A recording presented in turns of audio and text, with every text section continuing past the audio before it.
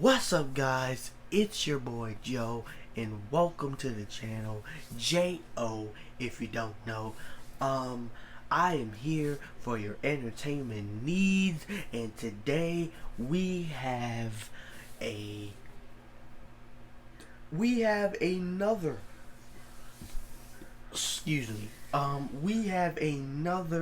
reaction to another infographics show video. Now this one is called The Most Evil Kids in the History of Mankind. So I am guessing that we are going to get some. This is going to be on a level that most bad kids are not gonna be able to do, or might be able to do, but you know, they're not at that level yet. These are some really evil kids if we're talking about in the history of all mankind. You know what I'm saying? So I'm going to brace myself because this is probably going to be some evil stuff going on in this video. So brace yourself as well. Like the video, subscribe. Let's react to the visual. The video. But I say video as a fake ass French accent. So let's react to the visual. You've probably heard the saying, kids can be so cruel, which is usually in reference to schoolyard bullying. Yep. It might also relate to such things as young kids pulling the legs off of spiders. Psychologists tell us one of the reasons for such cruelty, especially against animals, is that children have not fully developed their sense of empathy. Sometimes they just don't understand the gravity of their actions. But then older kids should know better. Psychologists also tell us older kids that tend to be evil might have suffered from abusive relationships. They might also just be little psychopaths in the making, domineering devils with an antisocial attitude, and sometimes it seems there's no rational explanation why they are the way they are. Today we're going to introduce you to some of the worst children ever in this episode of the infographic show, The Most Evil Kids That Ever Lived. Number 10, Peter Woodcock. We'll start with the oldest kid on this list, who we admit could be said to have been almost an adult when he did his wicked deeds. He was 17 when he first started raping and killing young children in Toronto, Canada in the 19...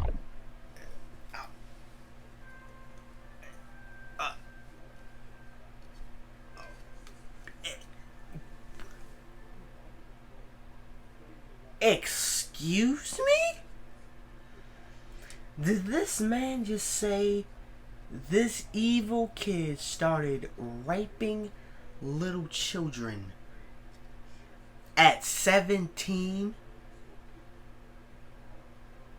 Raping children at 17? This kid is off the rails already. 50s. Woodcock had a bad start in life. Like many kids on this list, he was put up for adoption by his 17-year-old mom, and then he was physically and sexually abused by his foster parents. He moved from home to home and was constantly bullied. At age 17, some say 16, he stalked young kids in Toronto. He molested and killed a boy of 9, another boy of 6, and also a girl of 4 in a short time span, and was soon arrested. What? He did strange things to his victims, like biting them, or with the girl, committing the rape partly with a tree branch. He defecated next to one of his victims' bodies and ritualistically sprinkled pennies or paper clips over the dead. He was found to be insane and was locked up in a psychiatric facility. There he underwent all kinds of strange therapies, including being given powerful LSD and locked in a dark room. Nothing worked. As an adult, he would kill again, and that's a very strange story for another time. He is so high on this list only because it's debatable if he was actually a kid when he did those evil things. Number 9, Brenda Ann Spencer. We could of course include numerous school shootings on this list, most of which happened in the USA for some reason. We won't start a gun debate here or mention the worst of those tragedies, that's a show in and of itself, but we will mention this 16-year-old girl only because of her utter lack of remorse. In 1979, she took a rifle to school. She shot 8 kids and a police officer, none of whom died. She also killed her school principal and a custodian. When asked why she did it, she replied, "I don't like Mondays. This livens up the day." She I said don't it was like a lot of fun, Mondays. adding that the kids looked like a herd of cows standing around. It was really easy pickings. Before being in prison, God. she had lived in poverty with her alcoholic dad. It's been said she is psychotic and also depressed. She is still in prison today. Number 8. Edmund Kemper. Okay, so you probably know this guy already as one of the worst serial killers in history, a man who fits the description of the killer genius. Kemper certainly sounds quite clever in his numerous interviews that you can see on YouTube. He also looks scary at 6'9" and 300 pounds. We won't say too much as we may feature him in his own show, but we will tell you that at age 15, he shot and killed both of his grandparents. He was always a dark kid and not the only cat killer on this list. When asked why he killed his grandparents, he replied, to see what it was like. He underwent many tests, and it was discovered that he had a high IQ and that he was a paranoid schizophrenic. He stayed in an institution for mentally ill convicts until he was 21. Was he cured? Definitely not. He would go on to do some very, very bad things. Number 7. The Unnamed Brit. This sounds like something from the opening scene of a horror movie. A 13-year-old boy walks into a police station holding a knife. He is covered in blood. Shocked police look on as the boy tells them he just killed his little brother. This happened in the UK in 2001.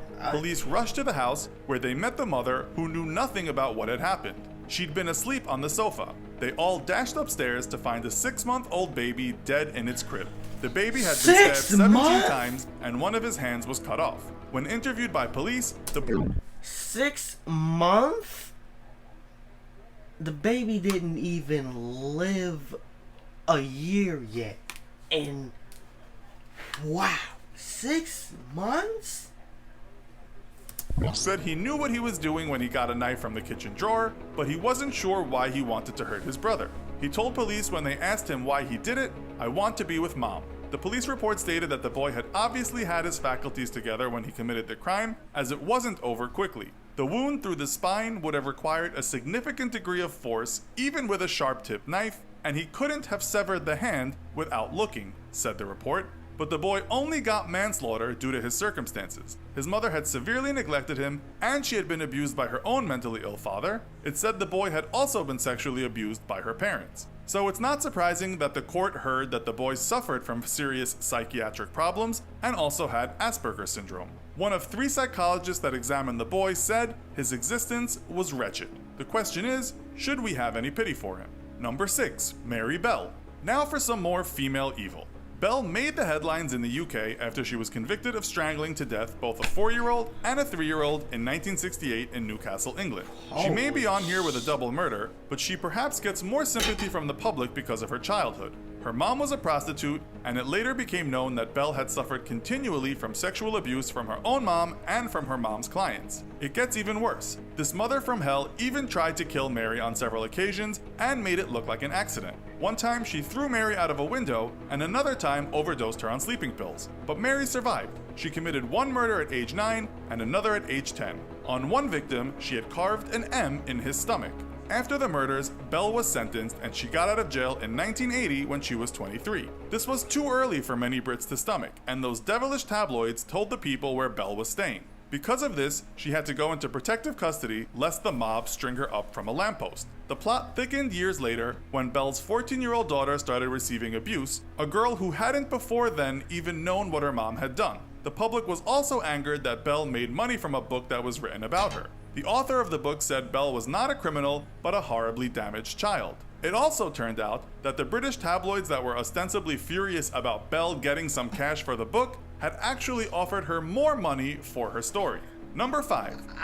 She murdered This is the story of Joshua Phillips, a story you may have heard as it's been on TV plenty of times. Phillips bludgeoned his 8-year-old neighbor, Maddie Clifton, to death in 1998. Search parties went looking for the girl, and in the party was Phillips himself. But it was his mom who discovered the gruesome truth when she checked a waterbed that was leaking in one of the bedrooms. Stuffed inside the bed was the beaten body of Clifton. She had been beaten with a baseball bat, strangled, and repeatedly stabbed. Phillips was arrested while at school and he admitted to the murder straight away. He was given life in prison without parole. Speaking of his crime, Phillips said, "I really don't know if I deserve to be released or not, but I know I want a second chance. Or maybe I deserve to die in prison." So, what drove him to this act of evil? Some people blame the father, who was a violent alcoholic who ruled over the household with an iron fist. The perpetrator now wants a second chance in life and has appealed his sentence. Many people in America think he should stay in prison for the rest of his life. Others say crimes such as this merit the death penalty, but there are people who believe some amount of leniency should be shown when it is a child that does the damage. The parents of the girl don't think so,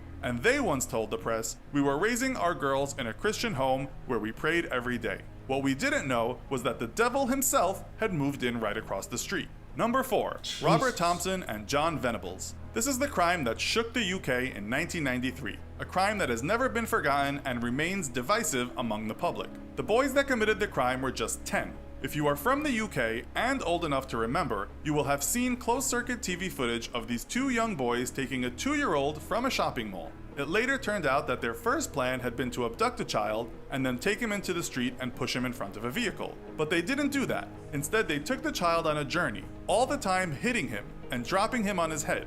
People even saw them with the child, but the boys told them the kid was their little brother.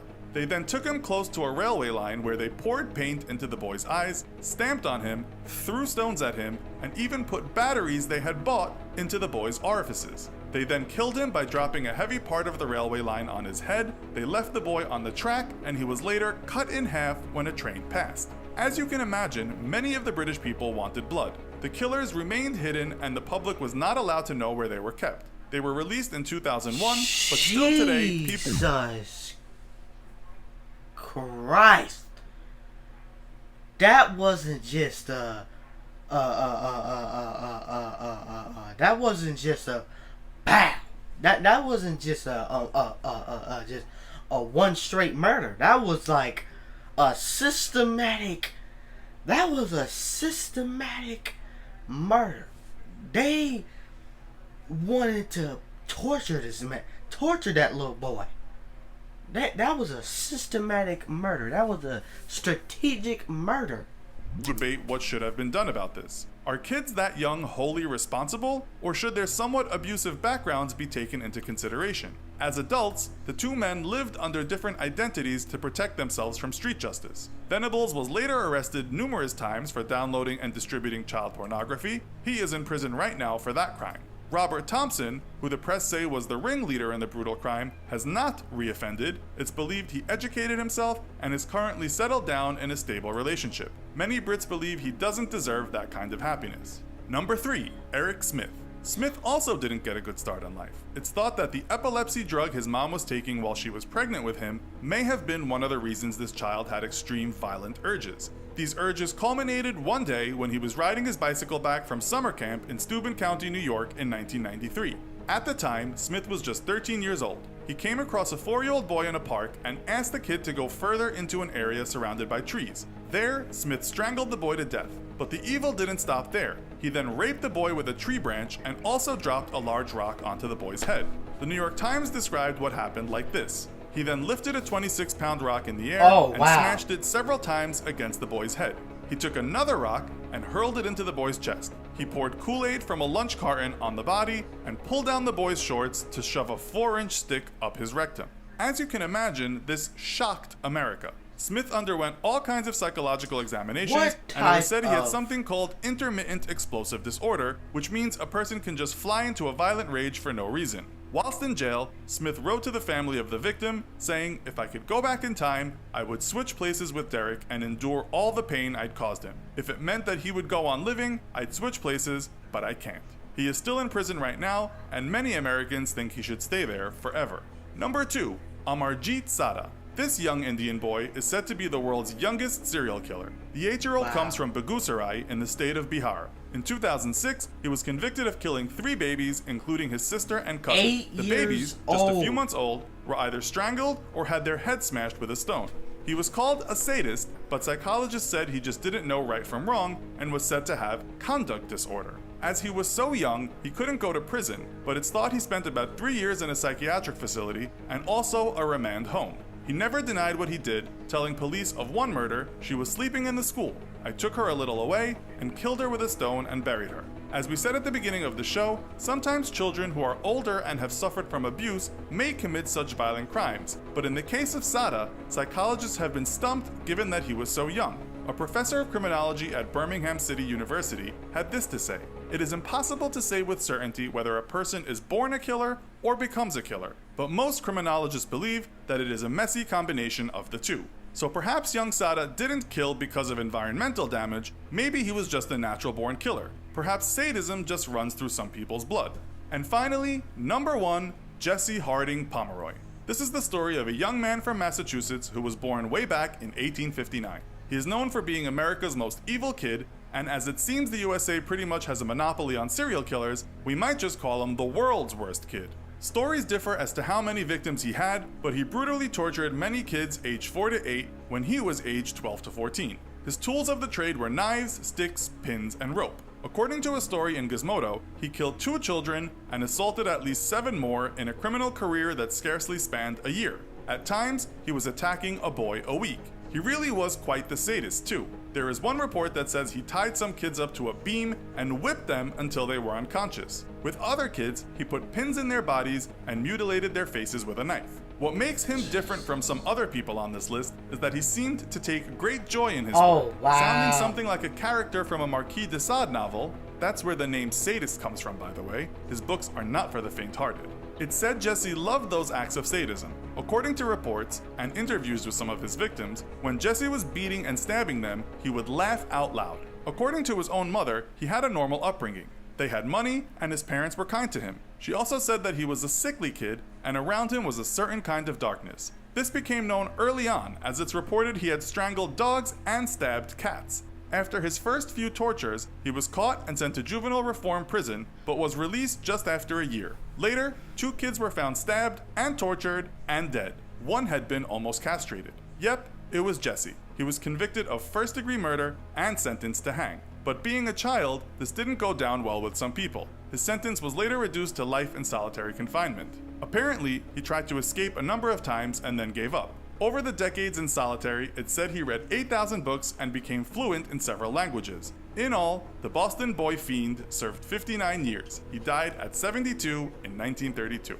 So, what do you think about all these cases? Should we show leniency to kids who kill? Does their background mitigate what they did? Are some people just born bad, or is nurture always working with nature? Let us know your thoughts in the comments. Also, be sure to check out our other video called The Most Infamous Serial Killer and Why He Was Never Found. Thanks for watching, and as always, don't forget to like, share, and subscribe. See you next time.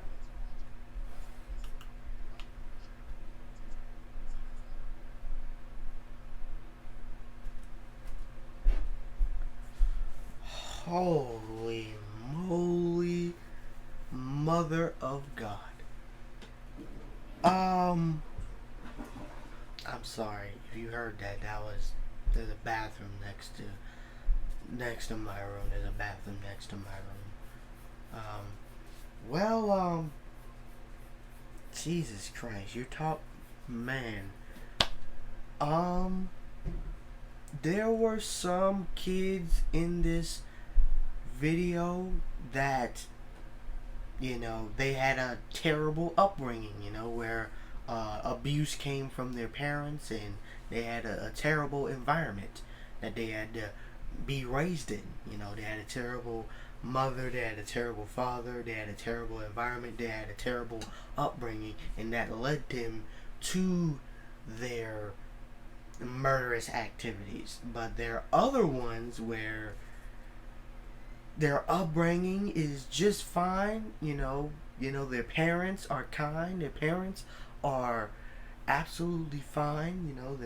Their upbringing was fine, their everything was fine. It's just that they did murderous activities too. And I don't know, man. It just depends on the kid. It just depends on the situation. Not every kid gonna have a terrible upbringing or a terrible environment to be raised in, and not every kid is gonna have